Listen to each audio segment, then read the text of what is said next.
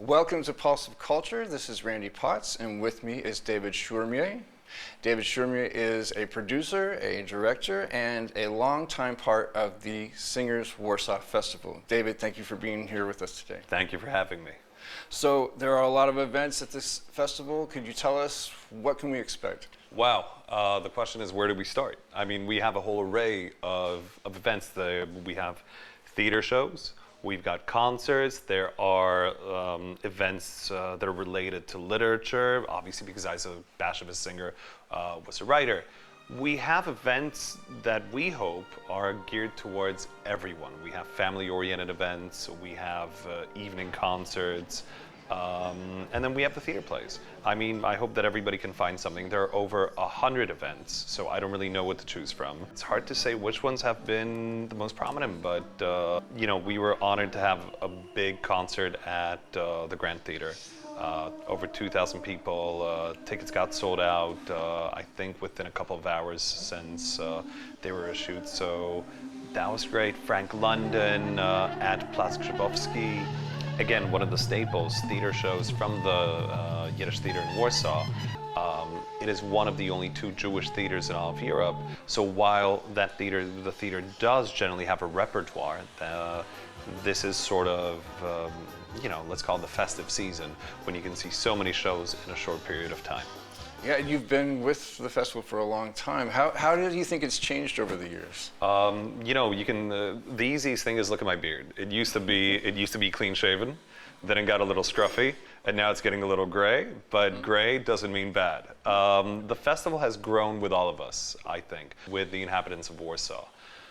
I think that it follows a certain path. As the times change, we change what we're offering. But at the same time, we still invite the same artists that we did 20 years ago sometimes, because if people want to hear Frank, who I mentioned, who's a 2-time Grammy nominee, we can't imagine a festival without Frank. He's not there at every single edition, but he is there. Right now, on the other hand, the festival's offering more theater shows, more refined concerts. Now, with that being said, just because we're getting older, it doesn't mean that we don't want to attract a whole young crowd to the festival itself. So, when I mentioned the parties, we don't do the evening parties, but we do midday parties. We had a bike orchestra last year at a big party in the park. We try to attract the Varsovians in that way, with that whole array of events. We're all aware that there's a very long history of Jewish and Yiddish culture in Poland. How is it still a part of Polish culture, and how does this festival sort of celebrate that? You know what, when we think from a foreign perspective, a lot of people think that Yiddish culture died in Poland. It died with World War II, but it isn't true. If you think about Yiddish culture in the interwar period, there was a big influx of Europeans who went to Hollywood, for instance, or went to Broadway. And if we look at Broadway musicals, if we look at Woody Allen's films, if we look at Mel Brooks's films, there's so much Yiddishkeit, which is that feeling of Yiddishness in them, that whole culture was exported.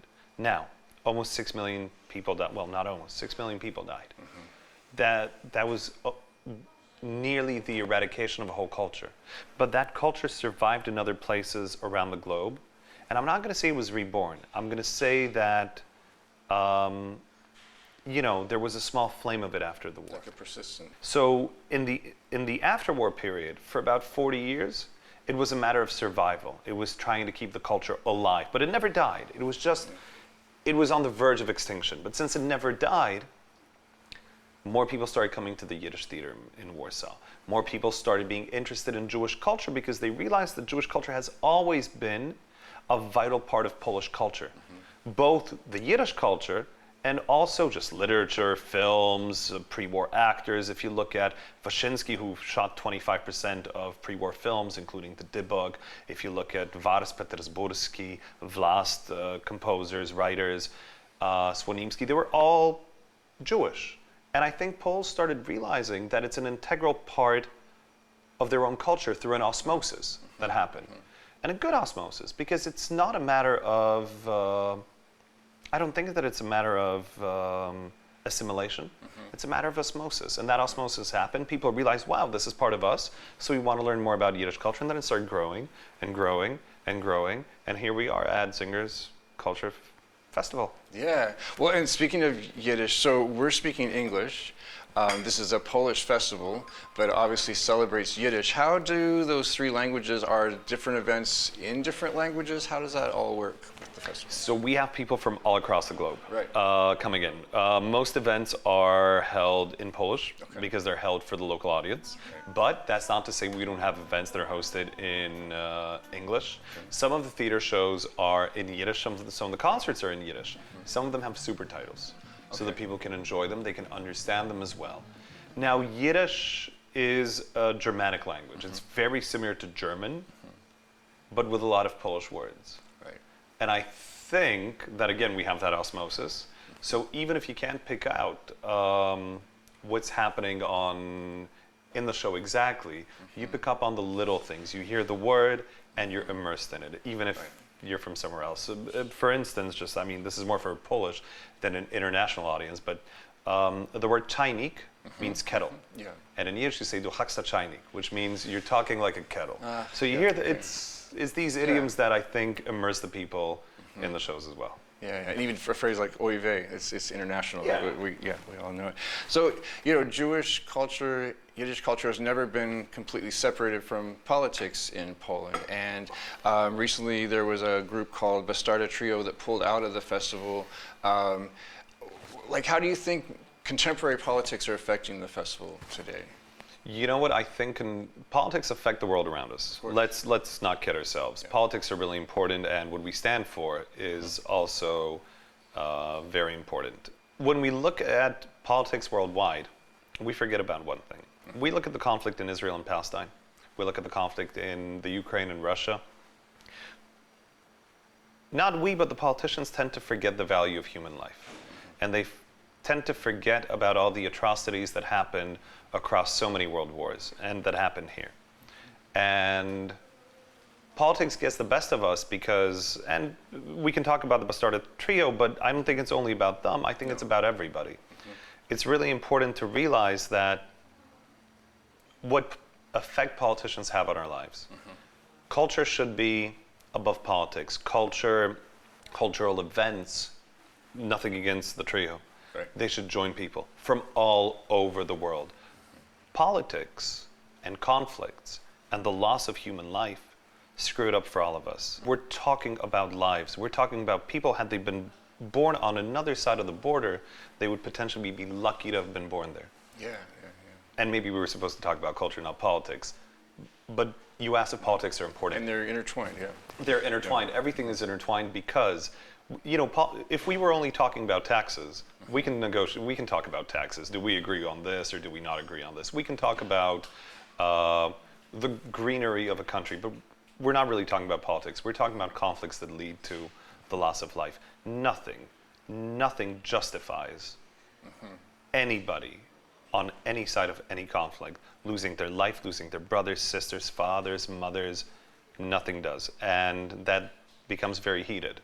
Yeah. And I guess to conclude that with the voice that we have as artists, as organizers, let's use that voice to say that through music, through literature, through theater. You talked about Yiddish almost being, part of like an osmosis and process in Polish culture. So it's almost like, especially even music and art in Yiddish, is sort of, like you said, above politics and sort of can be one of these almost neutral spaces that brings Warsaw together in this festival. What do you think that's a role that Yiddish can play?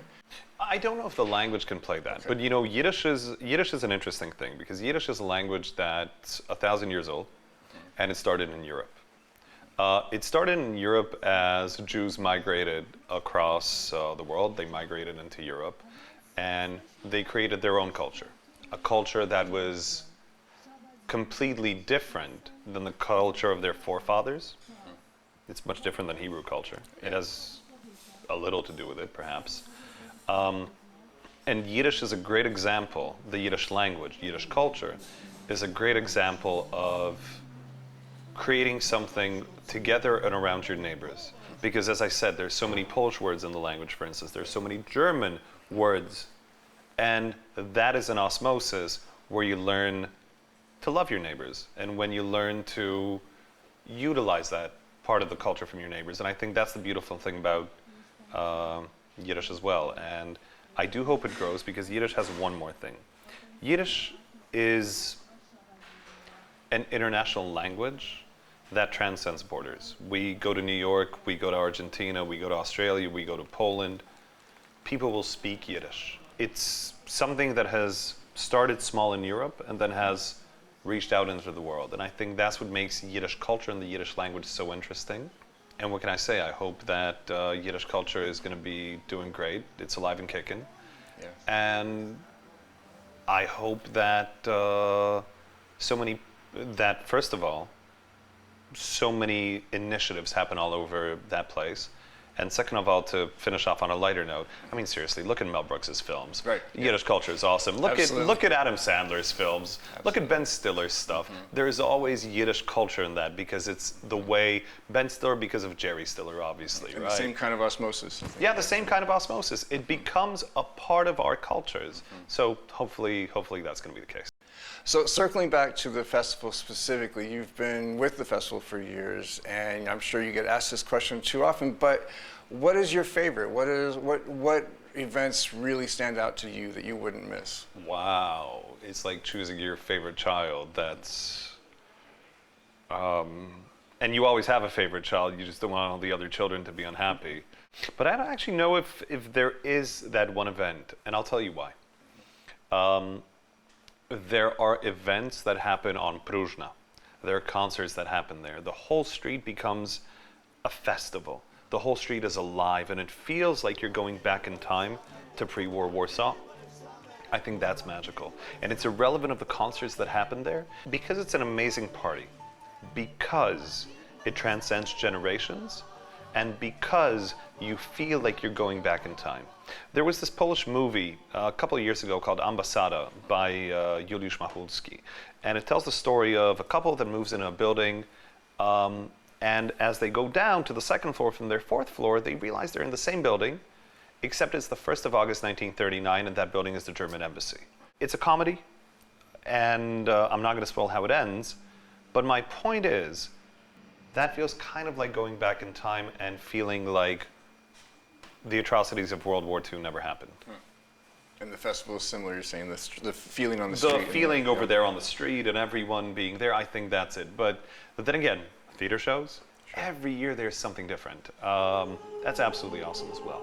Because you have different sorts of shows, from comedies through dramas, musicals, and there's absolutely everything. And this year is Frank London. Can you tell us about what that'll be like?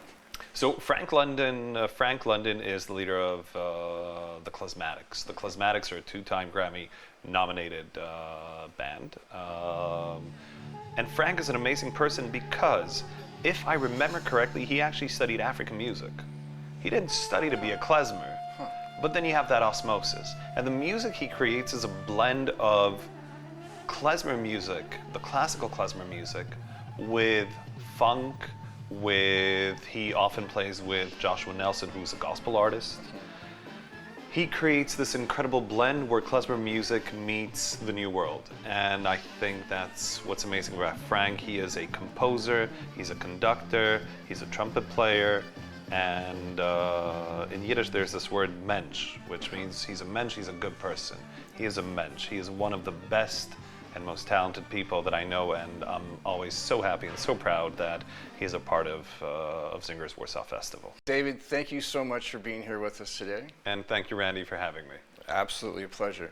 And for our viewers, there are still a few more events if you look online, all the way until the 7th of September. For Pulse of Culture, this is Randy Potts.